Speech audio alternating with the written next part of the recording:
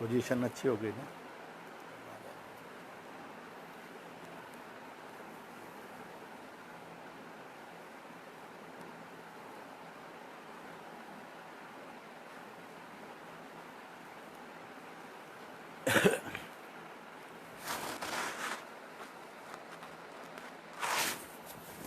करें शुरू।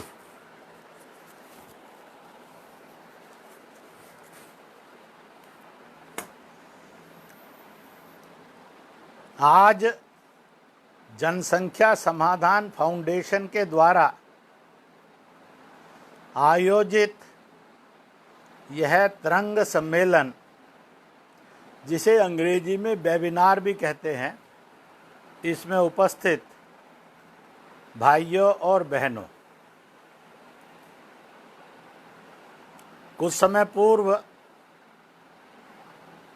अनिल जी से और बहन ममता से आप सब कार्यकर्ताओं को जोड़ने, बात करने और सबकी जो भी सक्रियता है उस सक्रियता को और अधिक सक्रियता में बदलने के लिए आपस में अपने अपने स्थान पर बैठे होने पर भी बिना किसी औपचारिकता के कम से कम समय में जीरो बजट का ये कार्यक्रम कर लिया जाए, इसी कारण से आज हम सब मिल रहे हैं। इस समय पूरा विश्व कोरोना महामारी से जूझ रहा है। कोरोना वायरस नेचर से नहीं है, ये मनुष्य निर्मित है।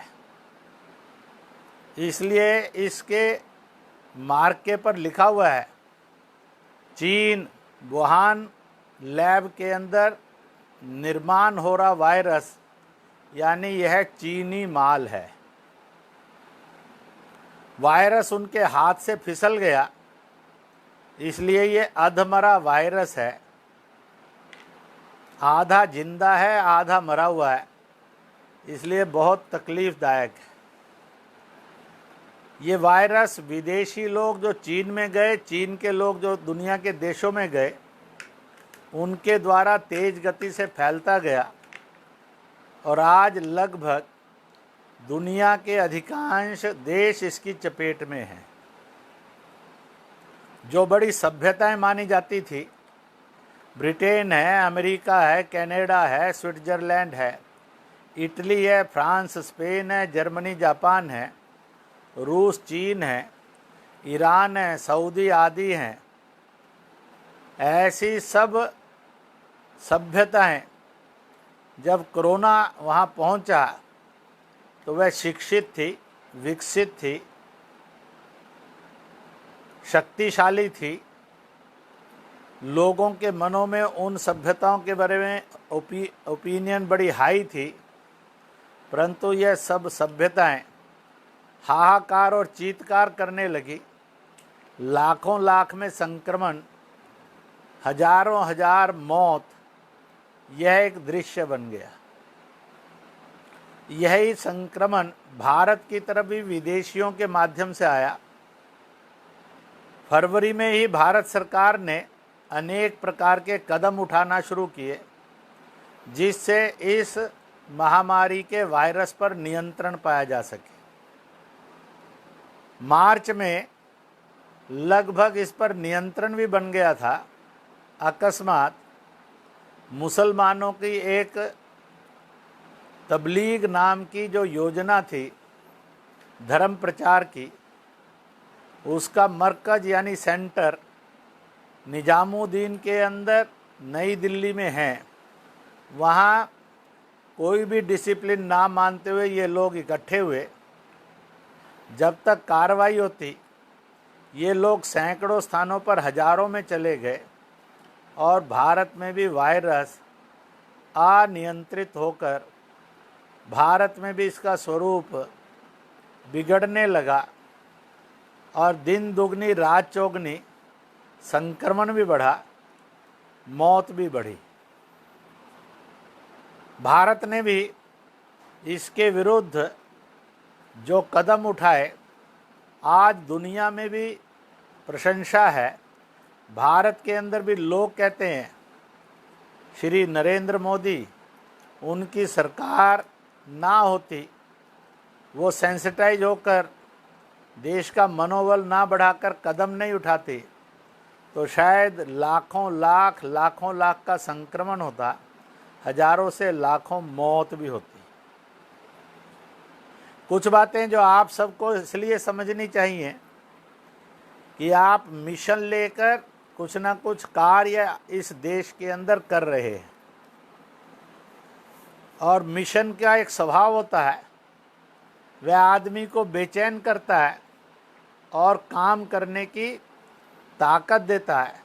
इतना ही नहीं है, चुनौतियों में, खतरों में और विरोधों में कार्यकर्ता की शक्तियां और कई गुना बढ़ती हैं, और उसको लगता है कि इन सब चुनौतियों, खतरे, संकट, बाधाओं को और पार करके मुझे विजय श्री प्राप्त करनी है।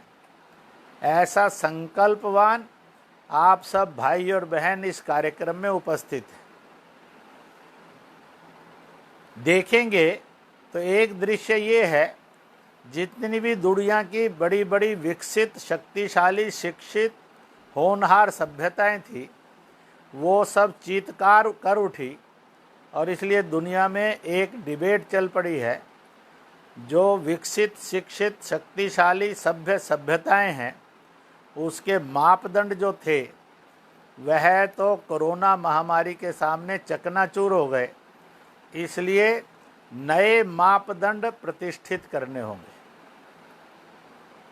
दूसरी बात ये भी ध्यान में आई कि ये महामारी जब फैली तो इसमें जो मरने वाले लोग थे उसमें 82% लोग मांसाहार करने वाले हैं। इसका अर्थ है कि मांसाहार ने आदमी की प्रतिरोधक क्षमता, इम्यूनिटी स्ट्रेंथ वीक की है, उसको ताकतवर नहीं किया है। भारत में दुनिया का सबसे बड़ा जनसंख्या का घनत्व है। वैसे तो जनसंख्या चीन के पास अधिक है, पर चीन के पास जमीन और नेचुरल रिसोर्सेज भी अधिक हैं। भारत के पास 3.5% धरती है, 16.5% से अधिक जनसंख्या है, इसलिए जनसंख्या का घनत्व में सबसे बड़ा देश है। इसकी 85% के लगभग भूगोल और जनसंख्या ग्रामीण है, पर्वतीय है, जनजातीय वनों के अंदर रहने वाली है। परंतु ये आश्चर्य हुआ कि इनकी इम्यूनिटी स्ट्रेंथ दुनिया में सबसे बेटर हुई, और इसलिए 10 लाख पर एक केस, ऐसे इस 98 करोड़ भारतीय जनसंख्या में अभी तक 1000 भी कोरोना पॉजिटिव केस नहीं मिले। इसका अर्थ है, खोज होने पर यह पता लगा कि यह जो सारा समाज है, जो गरीब है, बेरोजगार है, अपनी जीविका के लिए इधर से उधर जाता है, प्रवासी मजदूर के रूप में घूमता है, पढ़ाई लेने के बाद भी बेरोजगारी के दाहिने पर खड़ा होता है, परंतु कुछ विशेषताएं थी। वो ये थी, यह ईश्वर विश्वासी है। दूसरा, अल्प संतोषी है, जो भी मिला, जितना भी मिला, उसी के अंदर खुश हो रहकर खा लेता है। रोटी के साथ सब्जी मिली, दाल मिली तो खा लेता है, चावल के साथ मिली तो खा लेता है, नहीं तो अपनी रोटी पर गुड़ या प्याज या और ये डालकर नमक तो भी खा लेता है, और इसलिए अल्प संतोषी है। इसका समाज शोषण भी करता है, अपमान भी करता है। इस अपमान और शोषण के बावजूद भी यह अपने जीवन को शांतिपूर्वक निर्वाह करता है। इसी के साथ साथ ये परिश्रमी बहुत अधिक है, और इसलिए अपने परिश्रम से ही अपनी रोटी कमाता है। बेईमानी, मिलावट, घूसखोरी से अपनी रोटी नहीं कमाता है। और ऐसे जीवन मूल्यों वाला समाज, इसकी पूरी दुनिया में इम्यूनिटी स्ट्रेंथ, प्रतिरोधक क्षमता सबसे अधिक मिली है। इसलिए food habits is also a lifestyle.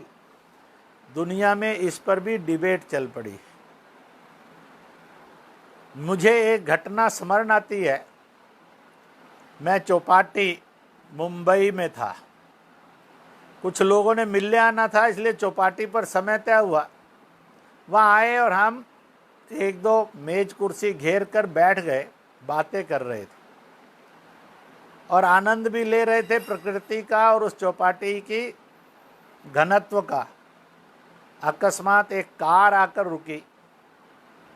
Car 1.5 crore के आसपास की उस समय रही होगी। उससे एक साहब और मेम साहब उतरे। चेहरे पर रौनक नहीं थी, खुशियां सी नहीं थी, उदासी सी थी। तो इसलिए हमें भी थोड़ा आश्चर्य हुआ, इसलिए नज़र उसी तरफ गई। सामने 2-3 पॉलिश वाले बैठे थे। मेम साहब ने और साहब ने पॉलिश करवाई। उसने भी बहुत अच्छी क्रीम क्वालिटी की लगाकर बहुत अच्छे ढंग से चमकाया। जब उनके जूते चमक गए तो आश्चर्य हुआ, उनके चेहरे पर भी खुशी और चमक आ गई। दे फील कि अब वह अपनी ड्रेस से प्रॉपर सिविलाइज्ड, हेल्दी, हैप्पी आदमी लगते हैं, सभ्य लगते हैं। जब चलने को हुए तो उन्होंने पैसा देना था, उसने पैसा मांग लिया। मेम साहब से 100 रुपया, साहब से भी अलग से 100 रुपया। तो उन्होंने कहा कि आप लोगों को शर्म नहीं आती है, आप लूट रहे हैं।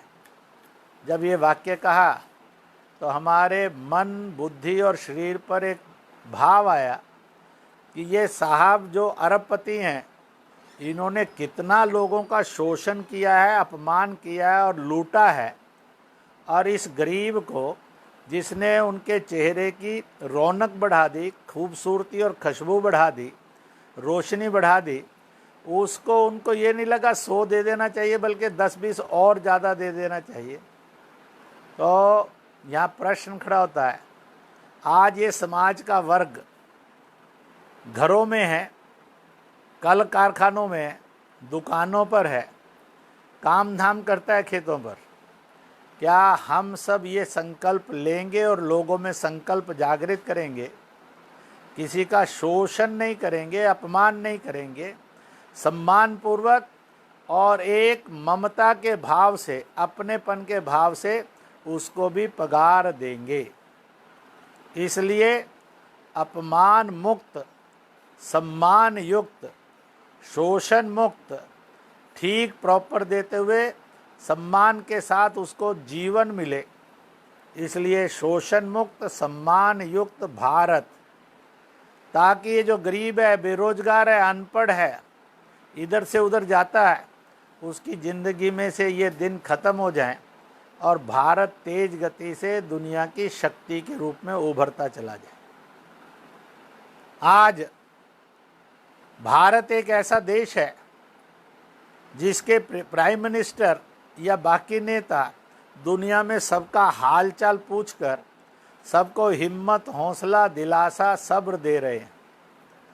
आप सब दुनिया का एक भी प्रेसिडेंट, प्राइम मिनिस्टर, शहंशाह का या राजा का, बादशाह का नाम नहीं ले सकते जो अपने देश को छोड़कर बाकी सब देशों को पूछ रहा हो, उनको दिलासा, हिम्मत, हौसला दे रहा हो।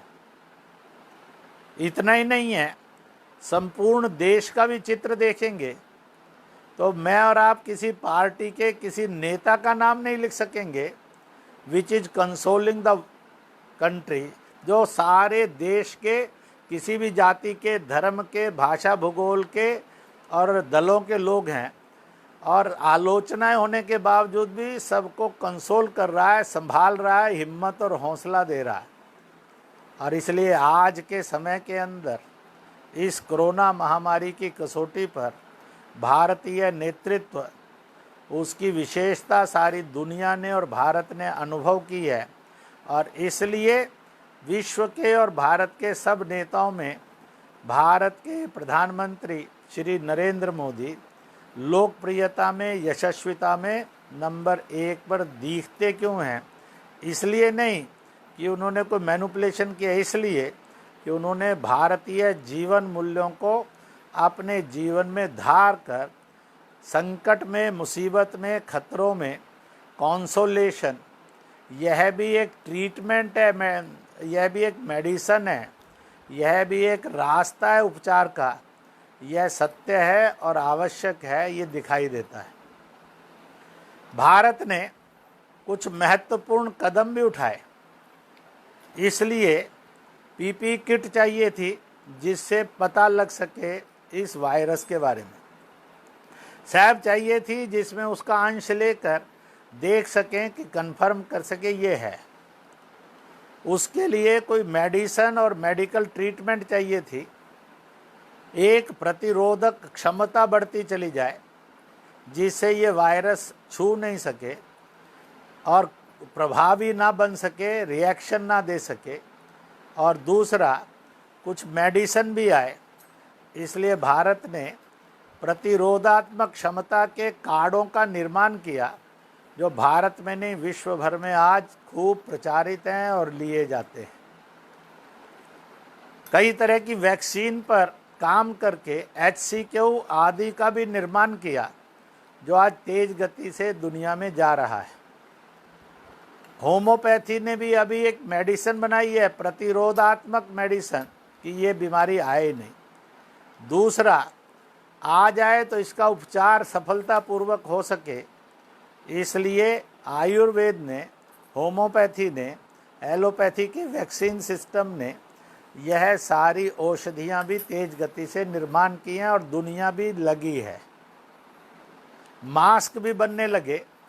यूज़ एंड थ्रो वाले मास्क की बजाय यूज़, वाश, यूज़, ऐसे मास्क कपड़े के बने और हजारों हजार नहीं, लाखों लाख घरों, परिवारों में, संस्थाओं में बने, करोड़ों में बने और वितरित हुए। जब दुनिया ने सैब, पीपी किट, कोई मेडिसिन का हिस्सा या कोई और चीज़ दी तो उसने बहुत महंगा मास्क बना बना कर बेचे जो लूट का रूप थे। भारत ने 53 से अधिक देशों को ये सब चीज़ें दी, उसने उसका व्यापार नहीं किया, उसका अनाप शनाप कीमतें नहीं ली, बहुतों को तो वैसे ही देते चले गए। आपद धर्म के अंदर शोषण नहीं होता है, व्यापार नहीं होता है, बल्कि सहायता और सहयोग होता है। भारत ने दुनिया के अंदर इस विकास के जीवन मूल्य को स्थापित किया। दुनिया में भोग था, लूट थी, किसी भी चीज़ का खूब कमाओ, ये भाव था विकास का। भारत ने उसको सही मापदंड दिया कि विकास वो है संकट में, आपदा काल में, जब देशों की, समाज की मदद की जाती है, ना कि लूटा जाता है, सहायता दी जाती है, ना कि उसकी अनाप शनाप कीमतें बनाई जाती हैं। और इस प्रकार से एक मानवीय जीवन मूल्य विकास में चाहिए, अमानवीय जीवन मूल्य ना हो, इसको भी प्रस्तुत किया। लॉकडाउन के नाम से एक सुरक्षा कवच डाला। एक दिन का जनता कर्फ्यू आया, ताली थाली, घंटी, शंखनाद हुआ, ये सब बजे। फिर लॉकडाउन 1, 2, 3, 4 आए, फिर अब अनलॉक 1 प्रारंभ हो गया। इसमें दीप भी जले। फिजिकल डिस्टेंसिंग, मैं कहा करता हूँ don't call it social distancing, उसके कारण एक वायरस घुसने का भय रहता है कि आपस में नफरत बने। इसलिए एक फिजिकल डिस्टेंसिंग, क्योंकि मैन मेड अधमरा वायरस है, इसलिए आदमी से आदमी में संक्रमण करेगा। वो हाथ नहीं मिलाएगा, गले नहीं मिलेगा, दूर से ही नमस्कार के साथ अभिनंदन करेगा, मुस्कुराकर एक दूसरे का स्वागत करेगा। अगर 2-2.5 फुट से ज़्यादा दूरी होगी तो वायरस एक से दूसरे में संक्रमण नहीं कर पाएगा। वो अगर उछलेगा भी तो बीच में ही मर जाएगा, क्योंकि उसकी ताकत नहीं है कि बड़ी दूर तक संक्रमण कर सके। ताली थाली इसलिए बजाई, घंटी शंखनाद इसलिए किया। विश्व का विज्ञान इस बात में एकमत है कि जब वायुमंडल के अंदर तरंगों में ध्वनि का बहुमत होता है, ध्वनि का प्रभाव होता है, तो ध्वनि युक्त तरंगों को वायरस सह नहीं पाता है, वो बड़ी तेज गति से मरता है। इसी के साथ साथ जब तरंगों में और वायु के साथ साथ उसका वेग बढ़ता है, उसमें अग्नि का अंश बढ़ता है, तपश बढ़ती है, और साथ में ही उसके अंदर और प्रकाश बढ़ता है, तो वायरस इसको सह नहीं सकता है, वो तेज गति से मरता है। और इस प्रकार से एटमॉस्फेयर को प्रकाश तत्व से, ध्वनि तत्व से, ताप के तत्व से अगर युक्त करेंगे तो वायरस बहुत तेज गति से मरता चला जाएगा, ख़त्म होता चला जाएगा। और अगर ठीक फिजिकल डिस्टेंसिंग बना लेंगे तो वायरस एक आदमी से दूसरे आदमी में उछलकर जा ही नहीं पाएगा। ऐसी सारी वैज्ञानिकता के आधार पर, और ये कहा बाहर जाओगे तो मौत है, घर में रहोगे तो ज़िंदगी है। बाहर जाओगे तो प्रदूषण है, घर में रहोगे तो प्रदूषण से मुक्ति है। बाहर निकलोगे तो गंदगी है, घर रहोगे तो गंदगी से मुक्ति है, स्वच्छता आएगी। बाहर निकलोगे तो पर्यावरण न, ये क्या नाम है, आदमी से आदमी में और वायरस संक्रमण करेगा। घरों में रहोगे तो संक्रमण करने की शक्तियाँ घटती जाएंगी, वायरस मरता चला जाएगा। और इस प्रकार से कुछ सहे। और लोगों को इस समय में कहा कमाई नहीं होगी, प्रभु की कृपा है। आप कुछ ऐसे लाखों करोड़ों परिवार हैं जो महीनों महीने स्वयं भी खा सकते हैं और जो लोगों को भी खिला सकते हैं। ये ठीक है कि मैंने चीज़ नहीं खरीदी इसलिए माल नहीं बिका, पर यह भी सही है मैंने माल नहीं खरीदा इसलिए मेरी बचत भी हुई है। इसलिए जो हमें अनाप शनाप घूमने की, खरीदने की, खाने की आदतें बन गई थी, हर समय टेंशन में रहते थे, एक टेंशन फ्री, खर्च से मुक्त, बचत युक्त एक सहज सरल पारिवारिक जीवन जिएं और परिवार के अंदर तनाव ना हो, झगड़े ना हो, बल्कि आपस की पारस्परिकता में सद्भाव और प्रेम बढ़े। इसका एक प्रयोग कोरोना महामारी में भारत सरकार के उठाए गए कदमों से ईश्वर ने मुझे और आपको अनुभव भी दिया है। जब लाखों लाख गांव-गांव के लोग शहरों से गांव की तरफ चले, प्रथम झटके में कई लाख गए, वो धीरे से ठीक ठाक पहुंच गए। परंतु कुछ पार्टियां जो कुछ भी अच्छा नहीं कर रही थी, अपने वर्कर्स को काम भी नहीं दे पा रही थी, और इसलिए उनके मन में एक ही भाव था कि हर प्रकार से सरकार की निंदा करके, आलोचना करके हम एटमॉस्फेयर को पॉइजन करें। उन लोगों ने और मजदूरों को, लोगों को भड़काकर एक अभद्रता, अस्थिरता और अमानवीय, असंवैधानिक रूप धारण किया। जैसे मार्च के आखिर में चंद मुसलमानों की चलने वाली तबलीग ऑर्गेनाइजेशन ने कुछ ना मानकर इस वायरस को और महामारी को और भारत के लिए भी एक चुनौती बना दिया, नियंत्रण से बाहर निकाल दिया। लोगों ने उनके अभद्र, अशोभनीय व्यवहार की निंदाएं की। मेजॉरिटी मुसलमान आगे बढ़ा, उनने कहा तबलीग का ये आचरण इस्लाम विरोधी है, मुसलमान विरोधी है, हिंदुस्तान विरोधी है। तब जाकर कुछ मामले संभले। आज सारा देश एक बड़ी फौज के साथ खड़ा है। दुनिया की महामारी के इतिहास में कोई ऐसा अवसर नहीं आया जब किसी महामारी के विरुद्ध फौज खड़ी की गई हो। भारत के यशस्वी प्रधानमंत्री ने स्वास्थ्य योद्धा, स्वच्छता योद्धा, लॉ एंड ऑर्डर डिसिप्लिन रक्षक योद्धा, इसकी एक बहुत बड़ी लाखों की फौज खड़ी की। इन लोगों के मनों के अंदर ये भाव भर दिया, जैसे सीमा पर सैनिक love for land, not land but Motherland रखता है, उसके लिए जीना मरना पसंद करता है। ऐसे ही कोरोना महामारी से मुक्ति के लिए और इस वायरस को निपटेंगे, हराएंगे, भगाएंगे और समाज के जन जन की हिफाजत करेंगे। ये तीनों प्रकार की सेवाओं के लोग बड़े उत्साह के साथ, निडर होकर, बेखौफ होकर और खतरे के बीच में इस कोरोना महामारी से जूझने और समाज की रक्षा करने के लिए आगे बढ़े। कई चिकित्सक, कई स्वच्छता कर्मी, कहीं पुलिस अर्धसैनिक बल भी चपेट में आए। कुछ को मृत्यु भी प्राप्त हुई, उनका बलिदान भी हुआ कोरोना महामारी से लड़ते हुए, और कुछ के अंदर संक्रमण भी हुआ, परंतु वो आज भी एक योद्धा के रूप में डटे हैं। किसी की भूख से मौत ना, तो इसलिए एक बहुत बड़ी समाज सेवा योद्धाओं की खड़ी हुई। लोगों ने अन्न दिया, किट्स बनी, वितरित हुआ।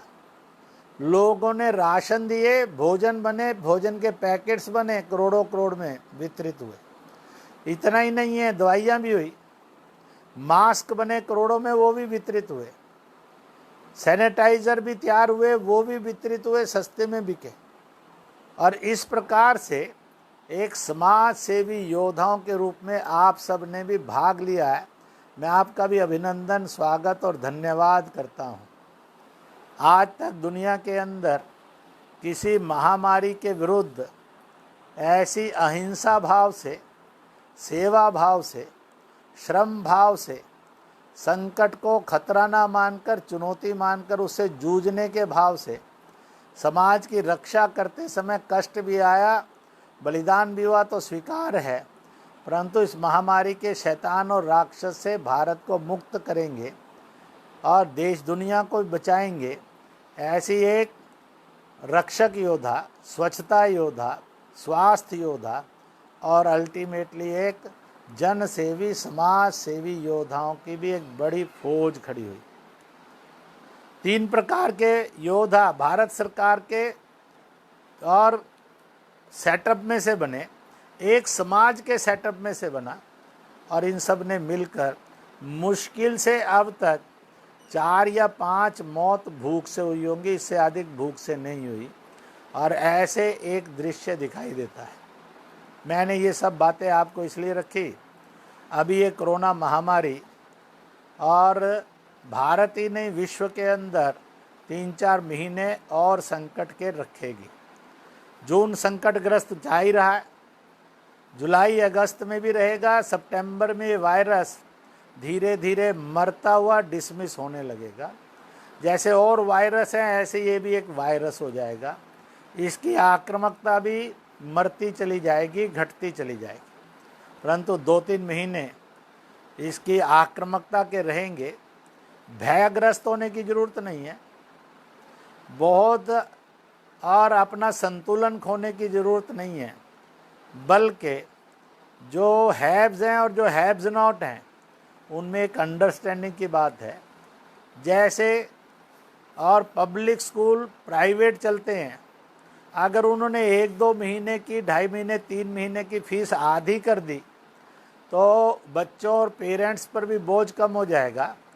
इनको भी इतना मिल जाएगा कि अपना जीवन चला सकते हैं, टीचर्स को पे दे सकते हैं। थोड़ा कमाई कम होगी परंतु जीवन अच्छे से चलेगा। इसी प्रकार से मालिक और किराएदार हैं।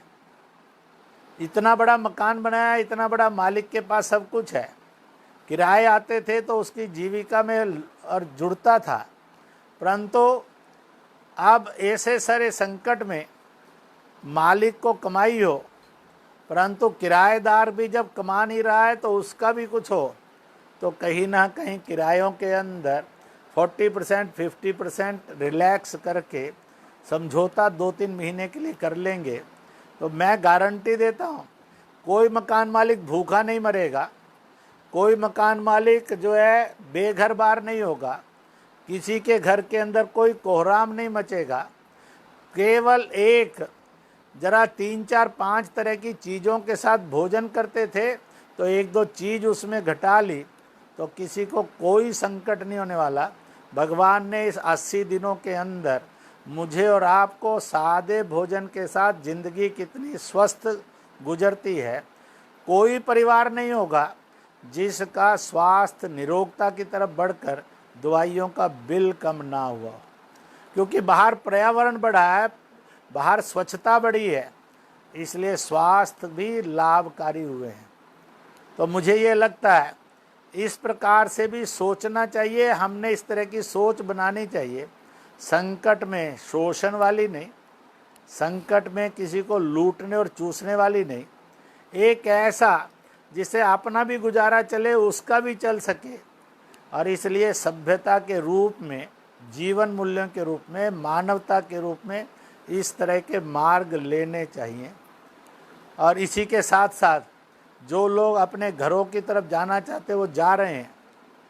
मैं ये कह सकता हूँ कि इस देश के लोगों ने कैसा भी था, किसी तरह का भी रिस्क था, लेकर समाज को भूख से बचाने का बहुत बहुत बहुत बहुत हिमालयन काम किया है। और मुझे लगता है कि आप में से कोई ऐसा नहीं होगा जिसने और भूख से किसी की मृत्यु ना हो इसके लिए समाज सेवा का श्रम ना किया होगा, सहायता का काम नहीं किया होगा। और इसलिए आप सब समाज सेवी योद्धाओं को पुनर् मैं अपना प्रणाम करता हूँ। एक बात और कहते हुए मैं समाप्ति की तरफ बढ़ूँगा। आत्मनिर्भर भारत। अब ये भारत की जनसंख्या का जो इतना बड़ा घनत्व है, कभी पाकिस्तान से सीमाओं पर धमकी है, कभी नेपाल अपने नक्शे बदलकर चीन के कब्जे में आकर और चीन के विस्तारवाद का काम कर रहा है। सीमाओं पर चीन भी छेड़छाड़ करता रहता है। सक्षम और समर्थ भारत भी चाहिए, आत्मनिर्भर भारत भी चाहिए। इसलिए अपना बनाएंगे, अपने की मार्केटिंग करेंगे, अपना ही हम खरीदेंगे, अपना ही बेचेंगे, अपने का ही उपयोग करेंगे, उसका गुण भी गाएंगे और दुनिया की मार्केट में भी बेचेंगे। इस तरफ भारत चलने लगा है। इतना ही नहीं है, भारत की 12 से अधिक स्कीम ऐसी हैं जिनमें जितने पर बटन दबता है उसका 100% ही नीचे पहुंचता है। अब वो शासन नहीं है 100 पर बटन दबेगा, 85 बीच में नेता और सब लोग खा जाएंगे, 15 जनता के पास जाएगा। और इसलिए धीरे धीरे करके सरकारी सेटअप में यह आदत बने कि वह जो तनख्वाह के अतिरिक्त और चीज़ों के अंदर भ्रष्ट रास्ता लेते हैं, ना समाज भ्रष्टाचार के रास्ते पर जाए, ना सरकारी और प्रतिनिधि उसके रास्ते पर जाएं, ना ही राजनेता जाएं। ऐसा एक भ्रष्टाचार मुक्त समाज के प्रति प्यार सद्भाव वाला वातावरण देश में बने, यह भी बड़ी ज़रूरत है। मैं आप सब जिस मिशन के लिए लगे हैं उसकी दृष्टि से भी कुछ बातें मैंने कह दी हैं, कुछ बात अभी और कहूँगा। आज भारत में अगर ये जनसंख्या का घनत्व नहीं होता तो भारत में गरीबी, बेरोजगारी, बेकारी, अनपढ़ता और जॉब के लिए इधर से उधर घूमना और उसके अंदर बार बार अपमान सहना और शोषण वाली पगार मिलना, इससे हम मुक्त हो सकते थे, परंतु आज मुक्त होना चाहिए। जनसंख्या के असंतुलन के कारण देश में मजहबवाद भड़कता है। उस मजहबवाद के भड़कने पर समाज के अंदर खून खराबा होता है, दंगे होते हैं और संपत्ति के नुकसान होते हैं। इसी प्रकार से और हमने इस कोरोना महामारी के अंदर भी तबलीगी वायरस का वो कट्टरतापूर्ण, अशोभनीय, अमानवीय दृश्य देखा, जिसमें से आज वो कुछ संभले हैं और बदलने की कोशिश हो रही, परंतु ये भी होता है। इसलिए जितने हमारे पास प्राकृतिक रिसोर्सेज हैं उतनी ही हमारी जनसंख्या का अनुपात रहे। अनुपात बिगड़ेगा तो देश के अंदर गरीबी, बेरोजगारी, अनपढ़ता, पलायन, इसके साथ साथ बीमारियां और इसके साथ साथ और भूख से तड़पता भारत बनता है, असुरक्षित भारत बनता है। इन मजबूरियों का उठाकर धर्मांतरण बढ़ता है। इन मजबूरियों का लाभ उठाकर और लोग शोषण करते हैं। इसलिए इन सब से मुक्त होना है। बेरोजगारी मुक्त, अनपढ़ता मुक्त, शोषण मुक्त, अपमान मुक्त, पलायन मुक्त, खतरों से और विदेशी षड्यंत्रों से मुक्त, असुरक्षा से मुक्त अगर भारत चाहिए जो हंसता खेलता प्रगति करता भारत हो, तो ज़रूरत है कि आज देश में जनसंख्या के संतुलन के लिए कानून तो शुरू से बना हुआ है, हम दो हमारे दो, परंतु यह प्रैक्टिस में नहीं है। कुछ लोग मजहबी कलर देकर इसको भड़का देते हैं। जो लोग ऐसा करते हैं मान लेना चाहिए वह शैतानी है, वो हिंदुस्तानी स्वभाव के नहीं हैं, वह कट्टरतावादी हैं। वह देश के अंदर सुख, शांति, खुशी, खुशहाली, सब तालीम याफ्ता बने, सब तरक्की याफ्ता बने, सब रोजगार याफ्ता बने, सब मिलजुल कर रहें। धर्मों में शांति हो, धर्मों में आदर हो, ना कि धर्मांधता, कट्टरता, हिंसा और धर्मांतरण हो। जातियों में प्यार मोहब्बत हो, ना कि छुआछात हो। जेंडर में बेटी से, महिला से भेदभाव और उसका शोषण ना हो, भ्रूण हत्या, बलात्कार ना हो। तो इस प्रकार का इन सब बीमारियों से मुक्त होना है तो कहीं ना कहीं देश के अंदर जनसंख्या के संतुलन को भी स्थापित करना ही होगा। आज इस महामारी के बीच में से एक नया भारत, समर्थ भारत, पाकिस्तान को मुंह तोड़ जवाब देता हुआ, चीन की धमकियों से झुके नहीं, एक एक इंच खाली करता हुआ, नेपाल चीन के भड़काने से गलत रास्ते पर नहीं जाए। चीन एक विस्तारवाद है, हिंसा है। उसने आज की शताब्दी में भी बता दिया कि एक वायरस बनाकर पूरी दुनिया के लाखों लाख करोड़ों तक संकट में डाल दिए, लाखों को मौत के मुंह में डाल दिया। इसलिए वो अमानवीय भी है। उसका माल खरीदना यानी राक्षसी वृत्ति को बढ़ावा देना। इसलिए चीनी माल से खरीदेंगे नहीं, बेचेंगे नहीं और चीनी माल का उपभोग नहीं करेंगे। इसलिए दुकानदारों से, व्यापारियों से मेरा अनुरोध है वह और चीज़ों के और जगह के भारत के बने हुए माल को खरीदें। हो सकता है वो खूबसूरत कम होगा, हो सकता है जितना सस्ता होना चाहिए नहीं होगा, परंतु इतना पक्का है कि वो चीनी माल जैसा घटिया भी नहीं होगा, उससे अच्छा होगा, टिकाऊ होगा। और इसलिए जैसे भारत सरकार ने कह दिया, जितने आर्मी, एयरफोर्स, नेवी के कैंटीन हैं, अर्धसैनिक बलों के कैंटीन हैं, इन सब पर भारत का बना हुआ उत्पाद ही बिकेगा, विदेशी माल नहीं बिकेगा। उन्होंने ड्यूटीज़ भी बढ़ाई हैं। हम संकल्प लें कि हम और चीनी माल को खरीद कर बेचेंगे नहीं, और दूसरा संकल्प लें हम उसको खरीद कर उपभोग नहीं करेंगे। मैं कहा करता था अगर हिमालय को, भारत को सुरक्षित रहना है, तिब्बत को आज़ादी मिलनी है, ताइवान और हांगकांग में शोषण ना हो, तो इसके लिए चीन की आर्थिक रीढ़ पर चोट करना यह बहुत बहुत बहुत बहुत ज़रूरी है।